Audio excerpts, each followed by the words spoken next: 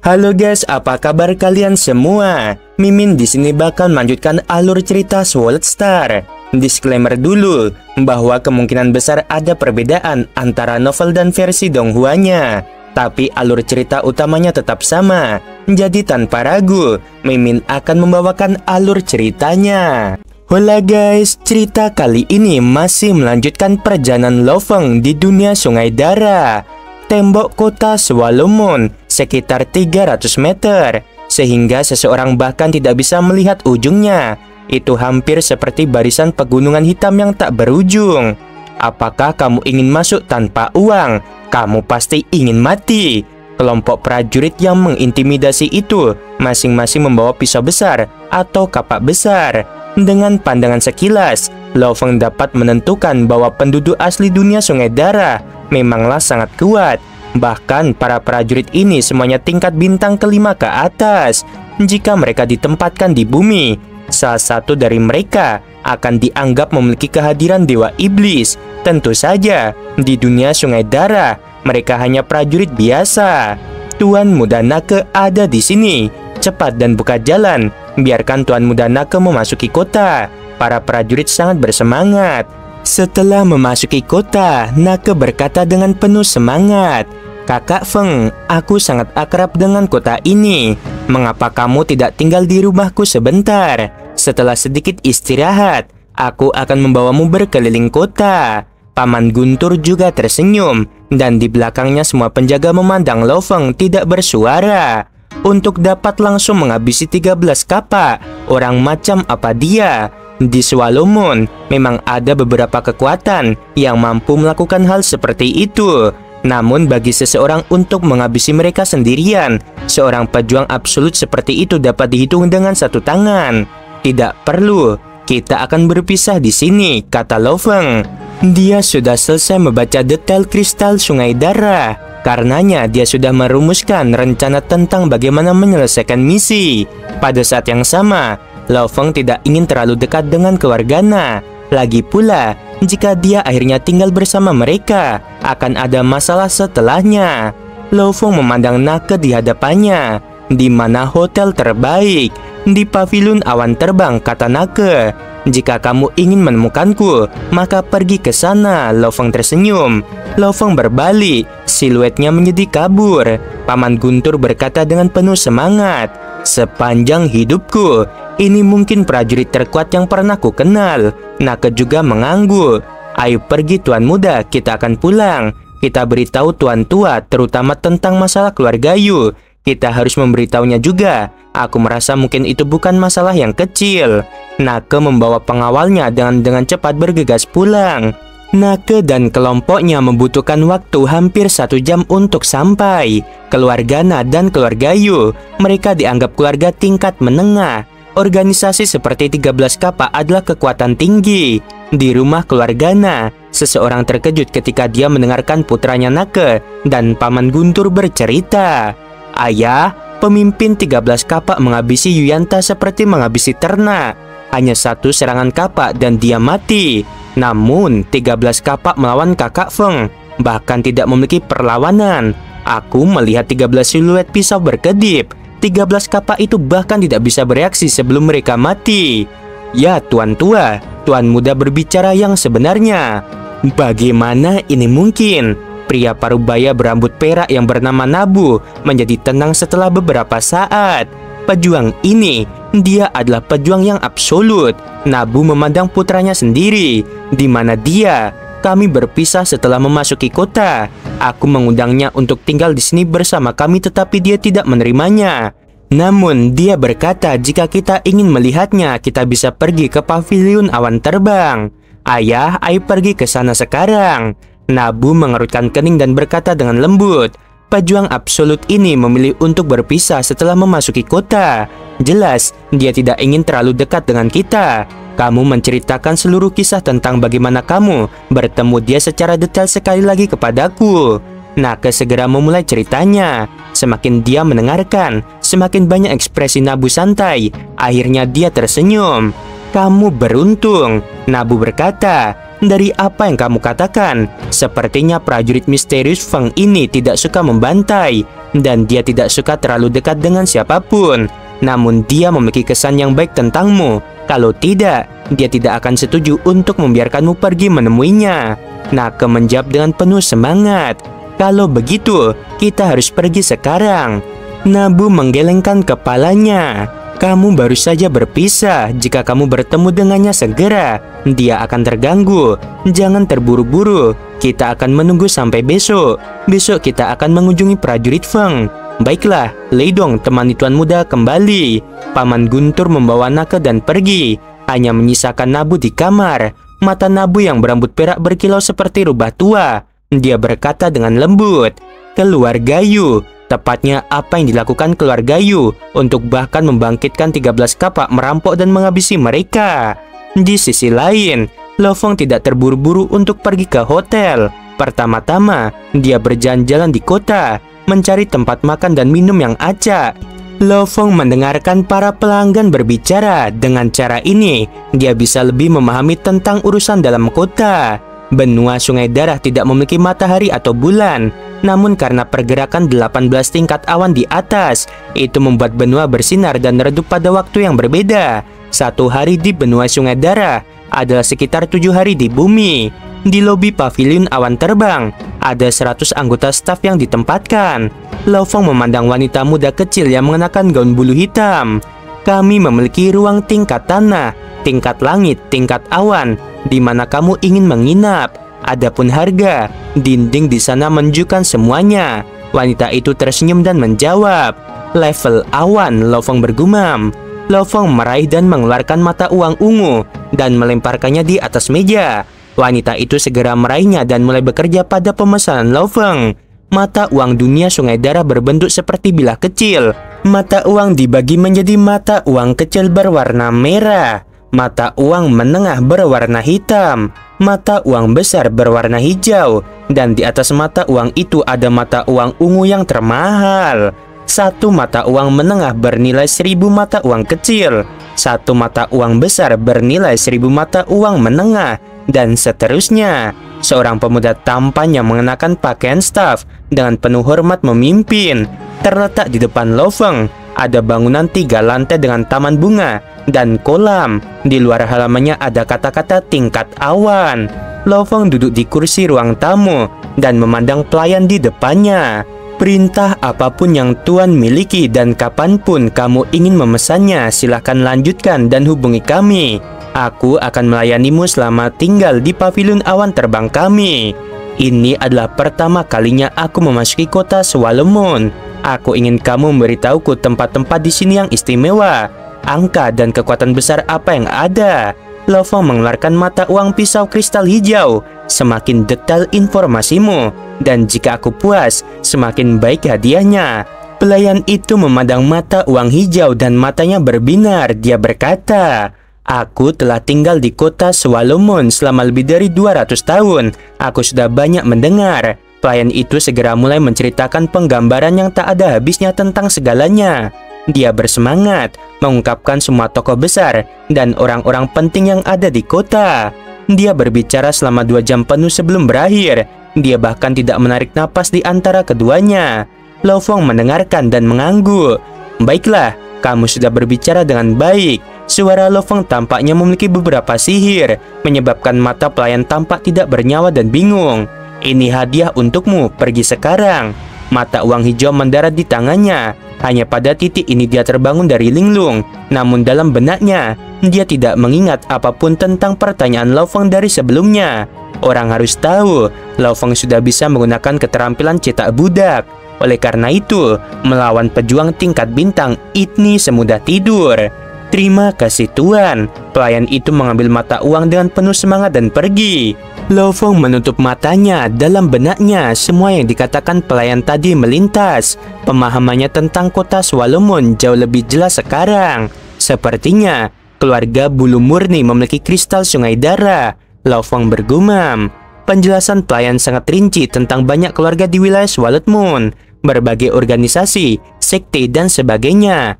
Kekuatan ini dibagi menjadi beberapa level, yaitu super, tinggi, menengah, lebih rendah, dan lain-lain. Keluarga Na dan keluarga Yu ini adalah kekuatan tingkat menengah. 13 kapak dianggap sebagai kekuatan tingkat tinggi. Di seluruh wilayah Swallowed Moon, ada 3 kekuatan super. Mereka adalah keluarga Rockwind, keluarga Bulu Murni, dan keluarga Hule. Keluarga Hule adalah kelompok buas tertentu. Keluarga Rockwind adalah keluarga pemimpin kota. Dan keluarga Bulu Murni adalah keluarga bisnis nomor 1. Kristal Sungai Darah. Mereka sangat berharga. 3 kekuatan super ini memiliki kemungkinan tertinggi untuk memilikinya. Lo Feng duduk di sana mengetukkan sandaran tangannya. Adapun kemungkinan tertinggi di antara ketiganya, itu pasti keluarga Rockwind. Yang kedua akan menjadi keluarga Bulu Murni.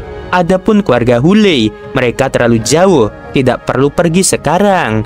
Level domain atau penguasa domain perlu melebur 1 kristal Sungai Darah untuk mendapatkan pengakuan dari kuil abadi, mendapatkan hak untuk menjadi pemimpin kota. Karenanya, pemimpin kota pasti sudah menyatu dengan 1 kristal. Sebagai yang paling kuat di wilayah itu, ia memiliki kemungkinan tertinggi untuk memiliki yang lain. Namun, dia adalah penguasa domain, dan aku hanya universe level 9. Tentu saja, domainku sendiri di level 9, dan aku mahir dalam hukum ruang dan emas. Aku memiliki kepercayaan diri untuk menghabisi seorang penguasa domain normal pada level 2 atau 3. Yang aku takutkan adalah bahwa dia adalah penguasa domain level 7 atau 8. Lo Feng menggelengkan kepalanya sebelum menemukan rincian persis musuhnya. Dia pikir sebaiknya tidak mengacaukan pemimpin kota terlebih dahulu.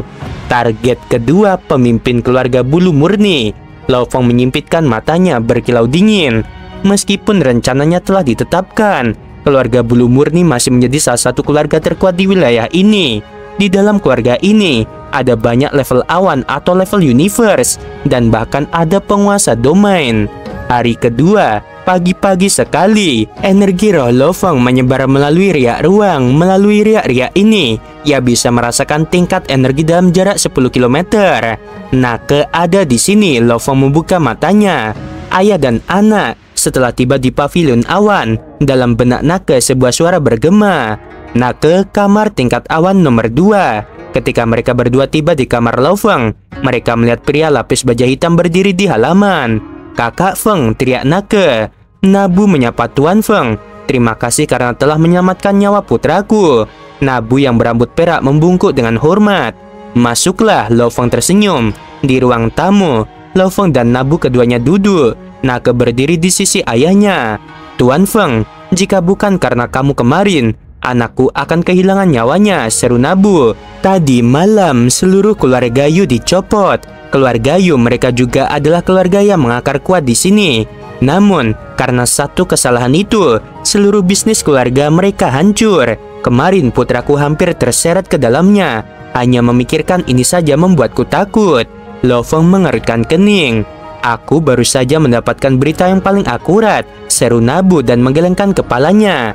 Keluarga Yu sebenarnya telah meminjam sejumlah besar uang untuk mendapatkan 1 set baju besi dari reruntuhan dewa kuno.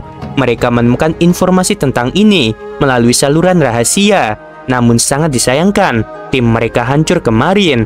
Menurut mereka, sirah itu juga diambil. Keluarga Yu tidak memiliki cara untuk mengembalikan jumlah yang sangat besar. Oleh karena itu, mereka yang meminjamkan uang mengamuk dan menghabisi keluarga dan mencuri semua kekayaannya.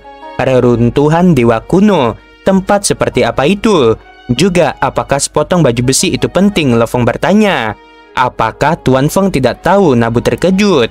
"Kakak Feng, bahkan aku pernah mendengar tentang reruntuhan dewa kuno." Nake tersenyum. "Aku hanya tahu itu adalah medan perang kuno, medan perang yang luas dan besar." Lo Feng berkata, "Aku hanya ingin tahu mengapa baju besi dari medan perang itu sangat berharga." Dari buku pengetahuan umum dari cincin 13 kapak, Lo Feng memahami beberapa tempat khusus di dunia Sungai Darah. Salah satunya adalah reruntuhan dewa kuno, namun memiliki informasi yang sangat sedikit. Reruntuhan dewa kuno diameter 100 miliar kilometer, luas dan tak ada habisnya. Buku itu tidak menjelaskan lebih lanjut. Nabu tersenyum. Reruntuhan dewa kuno kebanyakan orang hanya tahu bahwa itu adalah medan perang kuno. Namun, melalui saluran khususku, aku mengetahui beberapa informasi rahasia. Aku percaya bahwa Tuan Feng tahu tentang orang luar. Ya, Lo Feng mengangguk. Orang luar sangat kuat, Nabu berkata. Secara teori, prajurit tingkat awan manapun dapat terbang dari 18 tingkat awan pergi ke ruang angkasa. Namun prajurit manapun yang terbang ke luar angkasa akan dihabisi oleh orang luar. Kami tidak memiliki cara untuk memasuki ruang angkasa, tetapi itu bagus juga karena orang luar sulit turun. Nabu tersenyum. Aku mendengar bahwa setiap kali mereka turun, mereka harus juga membayar harga yang mahal. Lo Feng terkejut. Ini terjadi sangat lama sekali di zaman kuno. Nabu berkata, pada saat itu, yang kuat di benua Sungai Darah lebih banyak dari sekarang. Dan pada saat itu, orang luar turun. Para prajurit yang kuat dari pihak luar bentrok dengan pasukan dari pihak kita. Dan para dewa bertempur di sana. Benua Sungai Darah kita mengalami kerugian besar karena semua mayat kuno jatuh. Namun, meski pengorbanannya besar, kami berhasil mengusir orang luar. Mata Nabu berkilau. Setelah pertempuran itu, orang luar tidak pernah meluncurkan invasi besar seperti sebelumnya. Dan medan perang pertempuran besar saat itu dikenal sebagai reruntuhan dewa kuno. Meskipun sangat luas, itu memang reruntuhan yang telah rusak. Mungkin sejumlah besar Undying memang berjuang di sana. Namun untuk mengatakan bahwa orang luar dikalahkan itu hanya lelucon. Salah satu saja pejuang tingkat Universe Night atau pemimpin negara alam semesta datang, dia dapat menghancurkan seluruh dunia Sungai Darah. Reruntuhan dewa kuno memiliki sejumlah besar senjata dan pelindung khusus dari orang luar. Juga beberapa pelindung dari Undying yang jatuh, bahkan jika rusak masih sangat berharga, kata Nabu. Dan aura pembunuhan di reruntuhan sangat berat. Beberapa prajurit yang memiliki kesadaran lebih lemah yang masuk akan diambil alih oleh aura pembunuh dan dia akan menjadi gila. Namun, masih banyak yang memasuki reruntuhan dewa kuno mencari harta karun yang ditinggalkan oleh para Undying. Juga, orang-orang dengan aura pembunuh yang kuat menyerap kristal Sungai Darah dengan lebih mudah. Oleh karena itu, banyak prajurit yang tidak peduli dengan bahaya di dalam reruntuhan.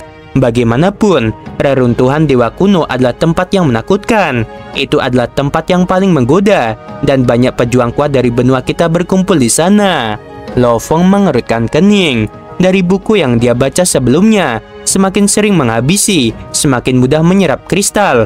Dan Nabu juga mengatakan, semakin kuat aura pembunuhan seseorang, semakin mudah untuk menyerap kristal. Karenanya, prajurit yang tak terhitung jumlahnya berkumpul di sana. Jadi, pembantaian adalah untuk meningkatkan aura membunuh seseorang, pikir Lo Feng. Sungai Darah kristal ini, harta macam apa itu? Mengapa begitu aura pembunuh orang makin kuat, semakin mudah menyerapnya? Jika aku mendapatkan beberapa kristal dan tidak dapat menyerapnya, aku bisa pergi ke sana untuk mencobanya, pikir Lo Feng.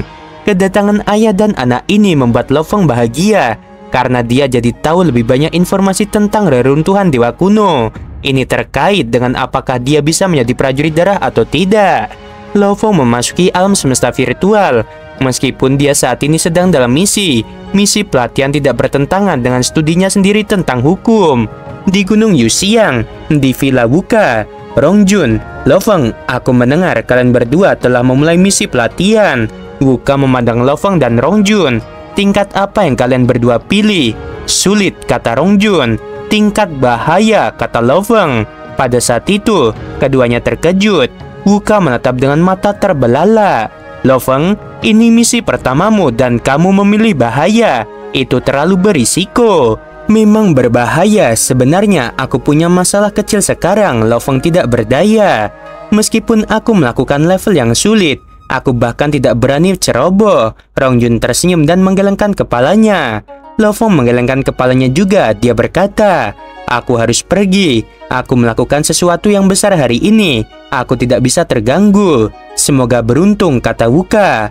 Jangan sampai kehilangan nyawamu untuk misi, Rongjun memperingatkan. Tenang. Lo Feng menggelengkan kepalanya dan tersenyum lagi. Setelah itu dia menghilang dan meninggalkan jaringan alam semesta virtual. Setelah 6 hari belajar dan persiapan yang serius, Lo Feng tiba di sebuah rumah mewah yang luasnya 10 km. Ini adalah rumah besar yang kedua setelah pemimpin kota. Bayangan hitam muncul di luar dinding rumah besar. Tentu saja itu Lo Feng. Lo Feng tidak memakai baju besi hitamnya hari ini. Sebagai gantinya, dia mengenakan jubah hitam panjang dan berdiri dengan tangan kosong di dekat dinding.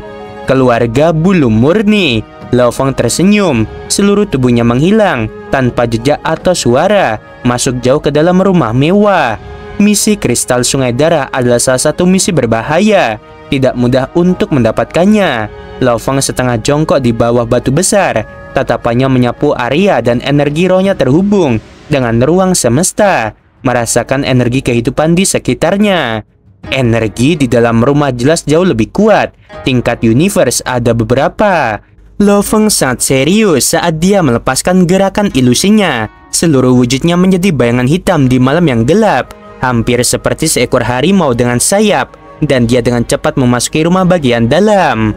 Seriuslah, jangan kelihatan tertidur. Kapten, siapa yang berani menyerang rumah keluarga bulu murni? Tidak perlu seserius itu. Sebuah tim penjaga sedang berpatroli di rumah bagian dalam. Para penjaga berjalan dan berkomunikasi.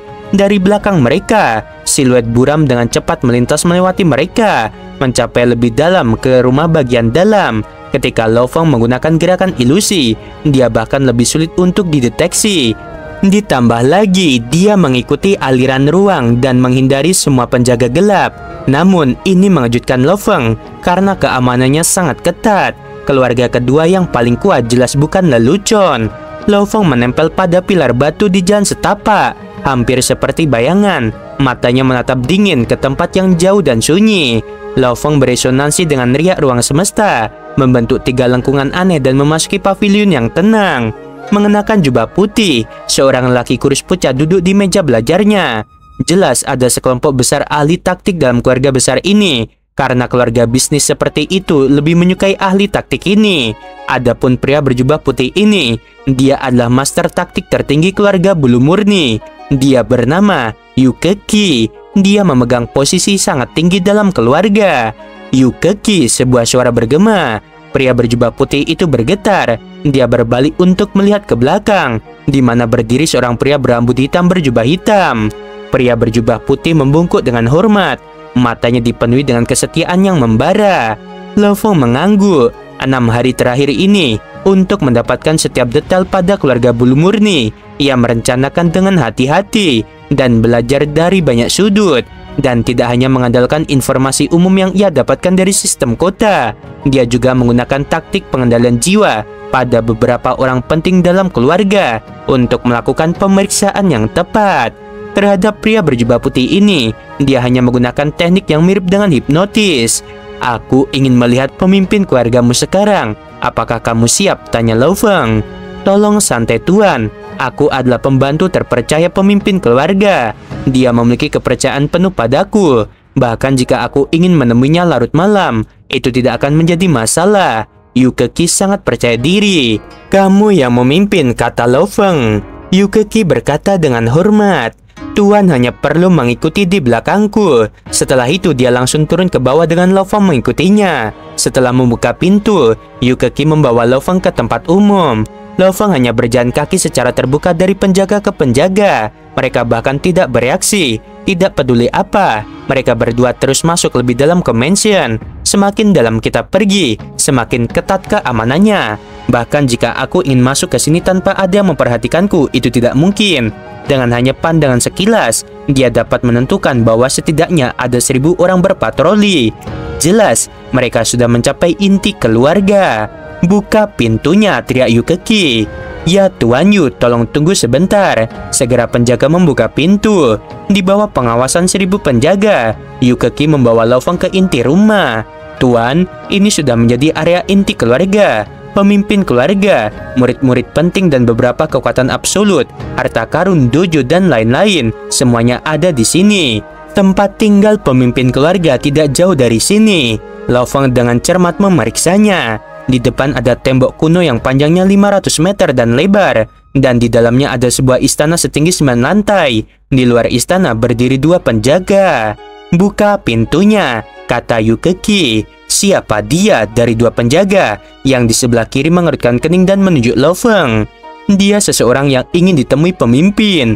Yukeki mengerutkan kening. "Cepat dan buka pintu. Pemimpin tidak memberitahu kami tentang bertemu siapapun larut malam hari ini." Penjaga kiri terus menganalisis Lo Feng dengan hati-hati. Dia dengan dingin berkata, "Pada saat ini, pemimpin sudah mulai beristirahat. Pemimpin sudah lama ingin bertemu dengannya, namun belum ada kesempatan. Hari ini, aku telah berhasil membawanya. Tentu saja aku segera membawanya ke sini. Ekspresi Yukeki serius. Apakah kamu bersedia menanggung konsekuensinya? Cepat dan buka pintunya. Lo Feng mengerutkan kening. Dia berkata, ada apa? Tuan, biasanya mereka berdua tidak mau repot-repot menghentikanku. Namun mereka bertingkah agak aneh hari ini. Mengapa kamu tidak membuka pintu? Ekspresi Yukeki jelek menderu. Ada apa dengan kalian berdua? Ekspresi kedua penjaga berubah. Salah satu dari mereka tersenyum malu dan berkata, Tuan Yu, kami berdua sebenarnya tidak ingin menghentikanmu. Namun pemimpin sedang aham. Yukeki mengerutkan kening dan berkomunikasi dengan Lo Feng. Tuan, pemimpin saat ini sedang bersama seorang wanita. Apa yang harus kita lakukan? Masuk, Lo Feng berkomunikasi. Di bawah efek teknik jiwa, Yukeki tidak bisa menolak perintah Lo Feng. Kedua penjaga segera membuka pintu, dan salah satu dari mereka masuk. Lo Feng berdiri di luar dan melihat melalui pintu yang terbuka. Ada apa? Suara marah terdengar. Pemimpin keluarga, Tuan Yu telah membawa seseorang. Pemimpin, maukah kamu bertemu dengannya? Penjaga itu bertanya. Tiba-tiba pintu besar di lantai 1 istana bergemuruh terbuka. Seorang pria berpakaian kasual dan kokoh dalam gaun malam mewah melihat keluar. Tatapannya mendarat pada Lo Feng berjubah hitam. Dia segera mulai curiga. Lo Feng menjadi kabur dan bergegas ke halaman. 9 siluet hitam segera bergegas turun dari tingkat atas istana. Pemimpin keluarga bulu murni, posisinya sangat tinggi dan kuat. Bagaimana mungkin dia tidak memiliki pengawal pribadi? 300 pengawal, 9 penjaga bayangan besar. Sebenarnya, ada 9 tingkat universe. Lo Feng berjubah hitam memiliki ekspresi dingin. Matanya sedingin es ketika lengannya terulur. 300 penjaga dan 9 penjaga bayangan yang bergegas keluar. Semuanya awalnya memegang pisau atau senjata pribadi mereka sendiri dan siap untuk menghabisi Lo Feng. Namun, di bawah kendali energi roh Lo Feng yang kuat, total 311 orang menusuk kepala mereka sendiri. Yukeki berdiri di sana dengan bodoh, dan pemimpin keluarga dari bulu murni memiliki ketakutan di matanya. Dalam satu langkah, Lo Feng sudah mencapai di samping pemimpin dan mencengkram lehernya seperti meraih seekor ayam kecil. Setelah itu, hanya dengan satu langkah seluruh tubuhnya lenyap. Keluarga bulu murni jauh lebih kuno daripada keluarga Rockwind. Prajurit terkuat di wilayah Swallow Moon secara kebetulan berasal dari keluarga bulu murni. Bulu murni tahu adalah pria yang benar-benar memegang kendali. Seorang pria parubaya berjanggut hitam, mengenakan jubah longgar, duduk diam di tempat tidur dengan mata tertutup. Tiba-tiba, ria energi yang kuat mengalir dari arah timur laut. Pria parubaya ini bernama Bulu Murni Tao. Nggak tahu ya nanti kalau dari China-nya bahasanya gimana teman-teman. Soalnya Mimin bacanya tuh langsung dari bahasa Indo ya. Ya seperti inilah ya. Dengan pavilion sebagai pusatnya, semburan energi roh beriak ke segala arah. Segera menyapu seluruh rumah besar dan istana khusus. Saat dia memeriksa, ekspresinya segera berubah. Dia bergegas keluar dari tempat tidur dan menghilang. Di dalam istana tempat tinggal pemimpin keluarga, bau darah memenuhi udara karena lebih dari 300 mayat berada di tanah. Bicaralah, apa yang terjadi? Bulu Murni Tao memandang dengan penuh amarah. Yukeki menggelengkan kepalanya. Aku tidak tahu. Aku hanya tahu bahwa siluet hitam muncul tiba-tiba. Dan setelah itu aku melihat lebih dari 300 orang bunuh diri. Dan pemimpin keluarga dibawa pergi. Bulu Murni Tao memandang Yukeki. Namun Yukeki memiliki senyum yang aneh. Dan tiba-tiba tubuhnya meledak. Dari kejauhan, banyak siluet melayang. Itu adalah prajurit terkuat dan tokoh penting keluarga. Penatua, apa yang terjadi? Ayo cari pemimpin keluarga. Bulu Murni Tao mengamuk. Sebenarnya dari melihat lebih dari 300 penjaga yang semuanya mati, mereka sudah menduga bahwa hasil dari pemimpin keluarga itu tidak baik. Dari mendengar cerita, dia seharusnya dibawa pergi. Bulu Murni Tao dengan gila memindai darah itu dan energi rohnya. Dia seorang pejuang, karenanya energi rohnya lebih kental dan lembut. Kontrol dan besarnya jauh lebih sedikit dibandingkan dengan master mental. Di mana dia? Untuk membuat marah orang tua ini, keluarga Bulu Murni pasti menderita kerugian besar. Seorang pria parubaya bibirnya melengkung dan tersenyum dingin. Dia adalah orang yang paling berkuasa di kota Swallowed Moon, pemimpin kota, Rokwin Xiong. Namun dalam hal kekuatan, dia masih sedikit lebih lemah dari bulu murni Tao. Adapun mengapa dia bisa menjadi pemimpin kota, ada dua alasan. Salah satunya adalah karena dia telah menyerap kristal sungai darah. Alasan kedua, karena dia memiliki koneksi khusus dengan pemimpin kota dunia di wilayah itu. Namun bulu murni Tao, meskipun dia lebih kuat, dia tidak bisa menyerap kristal sungai darah. Karenanya dia tidak memiliki hak untuk menjadi pemimpin. Keluarga bulu murni memiliki akar yang meluas sangat jauh ke kota. Adapun pembantaian dan penculikan pemimpin keluarga mereka, tingkat kebodohan apa ini untuk membuat marah bulu murni Tao mencari seluruh kota secara pribadi dan juga untuk mengaktifkan seluruh keluarga dan semua departemen untuk pencarian gila-gilaan. Pada saat yang sama, keluarga Rokwin bersama dengan beberapa kekuatan lain semuanya mulai bergabung. Lo Feng yang merupakan universe tingkat 9 bersama dengan pemahaman yang tinggi tentang hukum asal ruang dapat langsung mempercepat dan mencapai kecepatan tertinggi. Bahkan dengan gravitasi dunia sungai darah bisa mencapai hingga 300 km per detik. Ketika Lo Feng telah meraih pemimpin keluarga saat itu, dia membungkusnya dengan energi roh dan segera bergegas ke langit, terbang langsung ke tingkat awan. Di lantai 15, 30.000 km dari kota Swallowed Moon, Lo Feng meraih pemimpin keluarga dan akhirnya berhenti. Apa yang kamu inginkan? Ekspresi bulu murni Chong pucat setelah dantiannya dihancurkan pada saat dia ditangkap. Jiwanya sekarang berada di bawah tekanan kuat dari energi roh Lo Feng. Mengapa kamu bertanya padaku? Lo Feng segera meraih gelang cincin penyimpanan milik Chong. Cukup kaya. Lo Feng dengan cermat memeriksa barang-barang di dalamnya. Apakah kamu ingin uang? Tidak masalah. Sebanyak apapun yang kamu inginkan, kamu akan mendapatkannya. Hanya saja jangan habisi aku. Lo Feng mengerutkan kening. Di dalam cincin penyimpanan tidak ada kristal sungai darah.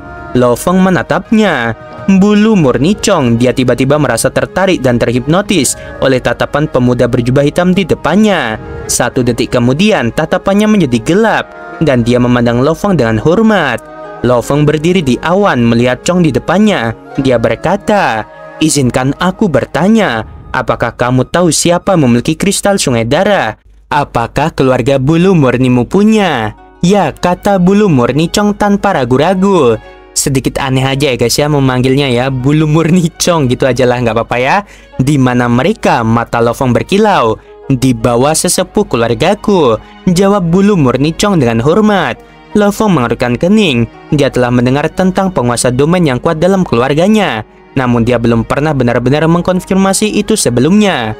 "Ya, yang terkuat di keluarga bulu murniku, juga yang terkuat di kota Swallowed Moon," bulu murni Chong berkata. Kristal sungai darah ada bersamanya. Namun tidak peduli bagaimana dia mencoba, dia tidak bisa menyerapnya. Karenanya posisi pemimpin kota mendarat di tangan keluarga Rokwin. Jadi, tetua keluargamu lebih kuat dari pemimpin kota.